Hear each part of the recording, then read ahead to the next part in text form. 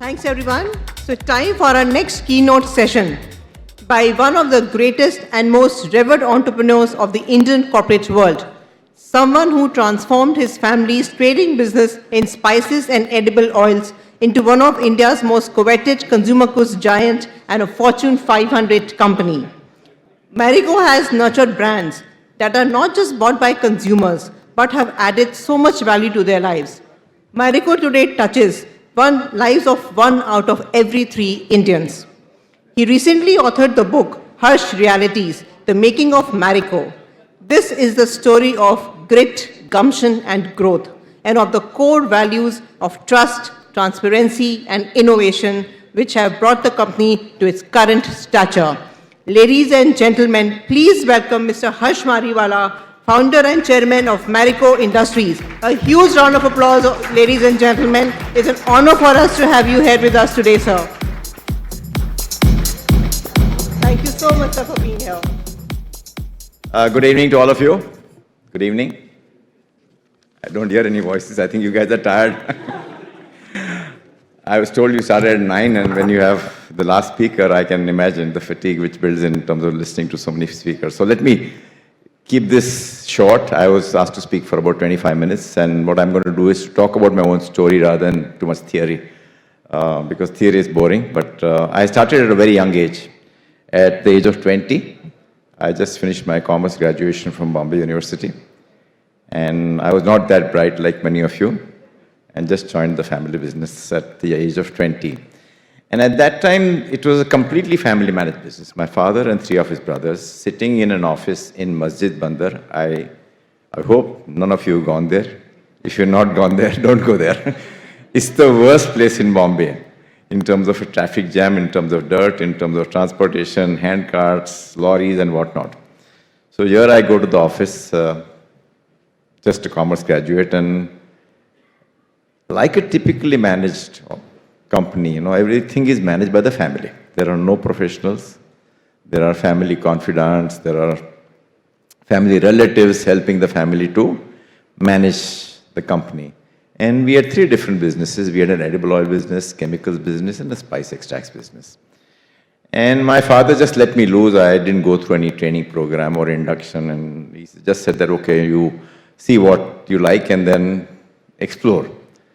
So in that exploration journey over a period of time, I visited factories, visited customers, we didn't have too much of an FMCG business, but we had a bulk edible oil business, which we were selling edible oil in bulk in big tins to trade, where they would again dispense it in small bottles to the consumer. So there was relatively much lesser branding those days. I'm talking of 50 years back now.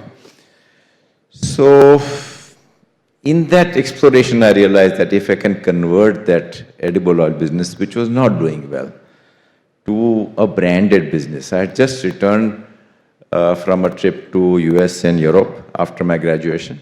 And I was actually quite fascinated by all the supermarkets and the variety of brands which are available. So I think somewhere at the back of my mind, that trip also played an important role in terms of converting that business from unbranded to branded. And that's how I began my journey. We already had Parachute brand, we had a Saffola brand, but very little of it was sold in a branded form. Most of it in bulk form. We are supplying oil to industries, in tankers to many other coconut oil manufacturers. And I visited some areas in Maharashtra and Bombay where it was being sold, and I realized that if through sheer distribution I can increase the business. So that's how I started traveling to small towns, started appointing distributors on my own, staying in small places at distributors' homes because there are no hotels in small towns. But I think looking back, that experience was tremendous. I mean, still remember those days where I would go to the retailer and retail the products. And the business grew. But at some stage, I started seeing that it was stagnating. And we said that we got a market share in coconut oil about 15% or so. And we said that can we actually do something innovative in this segment to get a quantum jump in market share? And that's how we said that if we can convert the whole market, which at that time was in tins, to plastics, we can get a higher share because plastics is more attractive than tins, it's convenient to use, it's cheaper than tins. So it made sense when we did consumer insighting. Consumers also said, yes, we prefer buying coconut oil in plastics. But when we went to the trade, and consumer insighting, trade insighting is very, very important in any consumer product business or any business. We checked with them and there was a huge resistance from them in terms of, no, you can't sell coconut oil in plastics. Apparently, 10 years prior to us, somebody else launched coconut oil in plastics and it had bombed because they didn't do a good job of packaging. It was a square-shaped bottle, a lot of oil on the outer surface of the bottle. And when the dealer closed the shop, opened next morning, all the rats had bitten away the oil. And not only the product was damaged, but the shop also was damaged. So what do you do? I mean, it's a good idea which is liked by the consumer, but huge resistance from the trade. So as an entrepreneur, I think one of my first lessons was you never give up. If you think that you have anything, you have to go on trying again and again and again. That perseverance is very important. If you have that faith, if you have that conviction that you are on the right path, and that conviction has to be born by your ultimate consumer. So we went back to the drawing board, we went to a packaging vendor, design a bottle which is a round-shaped bottle where the rat will find it difficult to get a grip. Went to our packaging department, said that no oil should be on the outer surface of the bottle, so the rat will not know that there is coconut oil in it. Designed the bottle, packed the bottle, and kept that bottle in a rat cage for a day. Nothing happened, we took pictures, and we gave those pictures to our field reps, and that was very important, and that broke the resistance, and we were ready to give refunds to the trade also, if there was any rat bite. So slowly, over a period of 5 years, we had multiple innovations in the packaging. And our market share just jumped up from 15% to 50%. We became the market leaders, and we continue to be the market leaders. And today in coconut oil, not only Parachute, we have one or two other brands also. We have something like 63% market share. But if I look back at what made us succeed, of course, the product quality was very good. The coconut oil, which was better than other competitors. But the biggest shift happened because of the innovation in packaging. And not just one plastic bottle, but multiple innovations in plastics. And that led us to grow the market share. And if I look at a brand like Saffola, I think we are pioneers in healthy edible oils. And we've retained that position from that time onwards. Saffola is good for health. So what I'm concluding for all entrepreneurs is that if you have to succeed in a highly competitive marketplace, you have to have a very strong right to win, which means that if you have a Me Too kind of product, the chances of your success are relatively limited. And if you have to sustain that success over a period of time, you have to continuously innovate or pioneer, or depending on the kind of business you are in, you can get a patent if you have some technology, you can get some, where if you are in services business, you can do some extraordinary service levels. But the key thing is to be differentiated. You can't have a Me Too product in a highly competitive environment and succeed. So that was my first realization that we have to go on innovating. At least in the FMCG business, innovation and pioneering are very important. Technology may not be as important as in a pharma business or in IT business, but in our case, it was pioneering or innovations was very, very crucial. So it was a part of Bombay Oil Industries that grew the business. And at some stage, I started getting stifled because we had 3 different businesses, 4 of my cousins joined business, and there were like 8 Mariwalas in one company, and we had to recruit talent, and FMCG talent plays the most important role. I think talent plays the most important role in any business. But we wanted to recruit very good talent. And our talent would come in, mostly brand building, distribution, would come in mainly from MNCs like Levers or Proctors or L'Oreal or things like that.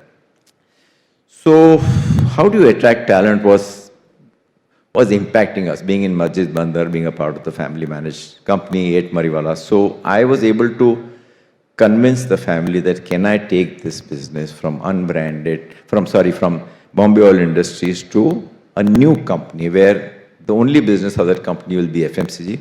The fact that I have built this business does not entitle me to a higher share. So I opted for the same share, like 25% each, my father and three of his brothers, 25%. And that led to formation of Marico. It took me 3 years to convince the family to take away the largest part of the business in Bombay Oil into a new company. But looking back, I think those 3 years were well spent. I had to drive consensus. If I was not able to build on consensus, I would have been fighting with my family. And I think that was worth investing that time because that paved a huge, shall I say, opportunity for me to recruit talent which was FMCG specific, to create a culture of innovation. And the first person I recruited in Marico was the head of HR. I said, if I have to recruit good talent, I have to have a good HR head. I, coming from a family, no amount of me telling professionals that it is going to be a professionally managed company is going to work. But if I have somebody on my side who believes in my story and who has networks in the job market, he will do all the batting for me. So he from ex-XLRI, ex-Asian Paints came on side. And with him and me, we started recruiting people. We were not able to get people to Masjid Bandar. People would just run away before coming to the office. So what do? I would call them to Wellington Club, which was, I was staying next to them. So meet them once, twice, thrice. Very good atmosphere. And then slowly say that, okay, for some time we may have to be in Masjid Bandar, but it's a matter of few years. We will move out. So I think that worked because otherwise getting them to Masjid Bandar was impossible. So we recruited talent, and I must say to all entrepreneurs, there is a war for talent, and that war for talent is going to increase if India's economic growth is going to accelerate. And you have to take that talent issue as seriously as your market share or your growth or your finance. And sometimes I really feel sad that many family entrepreneurs, many entrepreneurs I know, they don't treat HR at the same level as any other function, and that's not done. I think if you have to attract good talent, if you have to have sustainable success, you have to treat HR very, very important. And I think that played an important role. Having taken people within a very short period of time, I took something like 30 people at top 2 layers, realized that it had become a melting pot of different cultures because each person came from a different background. Some people came from multinationals, some people came from Indian companies like Asian Paints and others. And everybody behaved differently based on their own experience, their own beliefs. So for a non-performer, somebody would say, let's sack the person. Somebody else would say, no, we have to give a long rope. We believe in loyalty. And I realized that there was a lot of confusion in the organization when it came to taking decisions about people, profits, products. So in early 90s, I wrote down our values. And these were based on my earlier experiences in terms of how to treat people, what leadership style we want people to adopt at senior levels. And I shared that with my team. It evoked a fantastic response because at that time, culture building was not that, shall I say, critical in Indian corporate environment. And we spent about 8-10 days talking about what I had written. It got better refined, it got value added, it got better structured. So what next? It's easy to finalize values, but difficult to convert those values into a culture. I have seen many organizations where the values are pasted at the reception, but when you ask people down the line, there is a lot of cynicism that these values are only meant for the top, and actually what is happening at the lower levels is something completely different. I didn't want that to happen. So we gathered 2 layers of management and said that these are our values. We want you to critique them, and we want to point out where are the gaps. Over 2 days we spent, we had a lot of inputs from them, and that time I realized that when you involve people, for critical organizational decisions, you get their commitment. So then I went to all our locations, at all our factories, and talked about our values and asked them to critique, form small groups, and they made presentations.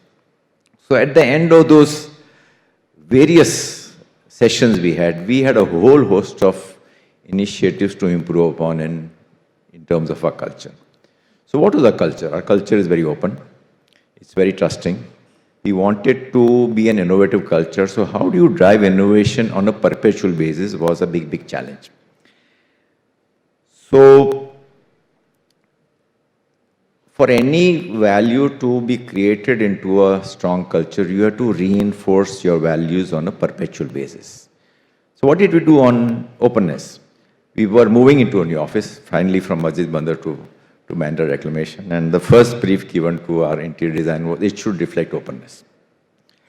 We said that anybody can walk through my cabin, you don't need to contact my secretary if you want an appointment, so direct access. If you want to talk to anybody else within the organization, you don't have to follow the route of going to your boss and at that level interaction going on. Anybody can interact with anybody free. Then we had leadership training for openness where people would, what do I like about you, what I don't like about you. So all the leaders will go with their subordinates and not only with the leader, but at a peer level also these kind of feedbacks would be given. So when you take ownership, openness from multiple angles, you build a culture of openness. That leadership training also is based on participative way of leading teams. We also have an open house. Since then, we have, at the end of every year, we have what we call organization communication exercise. Talk about what happened last year, what are our plans for next year. We have value awards, we have innovation awards, and we also have an open house, which is 1.5 to 2 hours. And people can ask, including our workmen, can ask any question to the management. So we reinforce openness from different angles. We are a trusting organization, so we said that what can we do to create trust? So from early 90s, we've done away with musters in the office. We have done away with casual leave, sick leave, and we trust you. If you have to claim an expense on behalf of the company, you can actually self-authorize based on certain guidelines. So you are giving a very strong signal of trust. So when you have openness combined with trust, then our larger goal was to create an innovative culture. So how do you create innovative culture was a big challenge. And we said that first thing we need to do is to have a very flat organization structure where the number of hierarchies are reduced so that the level of bureaucracy is reduced, decisions are faster, we are far more agile. Combine that with very good talent. If you have flat structure and if the quality of talent is not good, then it will lead to chaos. People will start making mistakes. So since then, we've been having a management training program. And a flat structure forces managers to delegate more because they can't handle things on their own, too much things on. So, but it has to be combined with very good talent. And we also said that the talent should be diverse in terms of gender diversity, educational diversity, which areas do they come from. So when you combine this flat structure, openness, trust, diversity, empowerment, then people are, I think you create that magic for thinking differently. But that's not enough. So we had to, from the top, give messages that you have to take risks. Because fear of failure is the biggest impediment to innovation. People are scared to take something new because if they fail, they feel that they'll get impacted. So organization had to give an assurance that if you take a proper risk and if you fail, we will not punish you in terms of your increment or promotion or whatever. So, and we had to encourage people to experiment. So whenever a brand manager would make a presentation to me, for example, they would know that I'm going to ask a question. What is the innovation you have planned for your brand? So there is that top level pressure in terms of thinking about innovation. We have innovation awards, which are again discussed in the organization communication exercise, which I talked about earlier. And I think we combine all that, and every year we get about 10, 15 entries, innovative entries for within the organization. That's how we have created an innovative culture. I think that's played a very important role. And if I look back at all our brands, I think in 95% of our businesses, we are market leaders in the particular segment. So Saffola is in premium healthy edible, and in that segment, we are market leaders. So market leadership gives us an extraordinary advantage in terms of economies of scale, pricing power, improved profitability, in spite of being in business which are not as shall I say, value added as many other MNCs. Like we have Parachute Coconut Oil. It's a very large brand. And people don't know how much, I mean, we sell something like 6.5 crore Parachute bottles every month. So it's a very large market, and because it is packed in small sizes, 20 ml, 50 ml, 100 ml, I think we are not that vulnerable from competition because even if you are 10% cheaper than us, it will be 1 or 2 rupees cheaper, and that brand is very, very strong. So I think the key thing which I have realized is that create an innovative culture, go on launching pioneering brands, remove that fear of failure, experiment, prototype and reduce that risk if the risk is very high. And I think that's how you succeed, and it's okay to fail. They say sometimes you win and sometimes you lose, but I say sometimes you will, but you'll always learn. And out of every failure we've had, we've captured the learning. It has helped us in something for futuristic. We don't have time, so I can't go into all the details, but let me now shift gears from talent, innovation to governance. I think governance is very important, irrespective of the size of the business. And when it is governance, it is just not compliance. It is much more than that. It is how you treat people. And normally there is a conflict between the promoter's interests and the organization's interests, many times. And I've always used the thumb rule that whenever there is a conflict, the organization's interest comes first, and then the promoters. Many of my friends, they run a public company, they are promoters, but they are not 100% shareholders. But they say that this is my company, and my answer to them, this is not your company. You are a majority shareholder, you may be a promoter, but the moment you have that mindset that it is my company, you will do things which are good for you and not so good for many other shareholders. I think that mindset has to change at the top. It is not my company if whatever is required for, I step down as managing director because it is the interest of the company. I don't believe in loyalty. I mean, it's okay, sometimes you'll get people who are non-performers or they're not able to cope up with the challenge. It's better to be humane to them, tell them that, please step down, I will take care of you financially. But you can't have weak links in the organization because a one weak link, especially at the senior level, is going to demotivate others.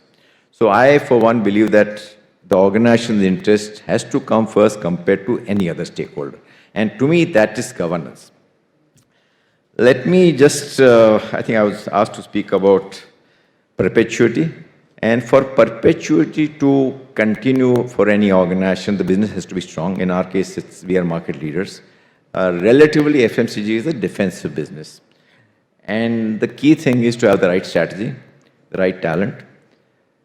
The right culture is very, very important. The culture and the strategy go hand in hand. Culture enables strategy of, identifying newer opportunities, innovating, pioneering opportunities. And finally, the purpose of the organization. And in my case, what I have done to extend the perpetuity beyond me is to have a very strong board of directors, and they all know what exactly the company is meant for. And we do all these things, we do culture surveys every year, which gets presented to the board, strategy discussions to the board, purpose of the organization to the board.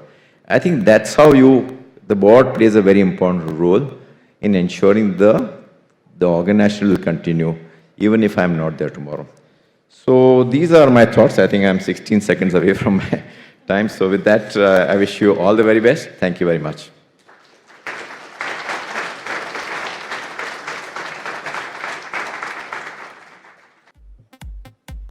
Thank you so much, sir. It was such a pleasure to listen to you. It's a small token of appreciation from our side. Thank you so much for giving us your time, sir. Really appreciate it.